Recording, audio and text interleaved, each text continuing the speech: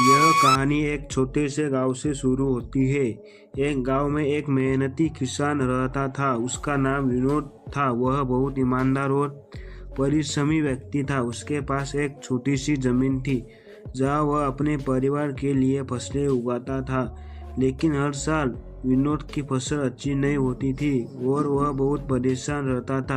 एक दिन गांव में एक बाबा आया। उसने गांव वालों को खेती के नए तरीके के बारे में बताया और उन्हें सिखाया कि कैसे वे अपनी फसल की उपज बढ़ा सकते हैं। विनोद ने भी बाबा की बात ध्यान से सुना और समझा। उनकी सिखाई हुई बातों को खेत में लागू करने का फैसला किया। विनोद ने सबसे पहले अपनी जमीन को ठीक से जोता, उसमें अच्छी खाद डाली। उसने बीजों को सही तरीके से बोया और समय समय पर पानी और खाद देने लगा। और उसने अपनी फसल को अच्छी तरह से देखभाल की और जानवरों से बचाया। इस बार उसने अपने खेतों में जी जान से मेहनत की। कुछ महीने बीत गए और शाम विनोद की फसलें लहराने लगी। इस बार उसकी फसल बहुत अच्छी हुई और उसने पहले से कई ज़्यादा अनाज पैदा किया। विनोद की मेहनत और बाबा की बताई हुई बातों का फल उसे मिल गया था।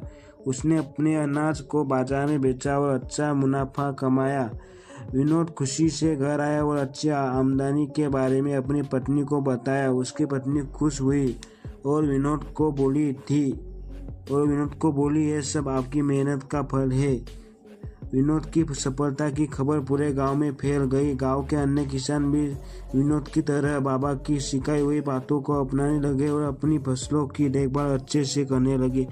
धीरे धीरे गांव के सभी किसानों की फसलें अच्छी होने लगी और गांव में खुशहाली आ गई।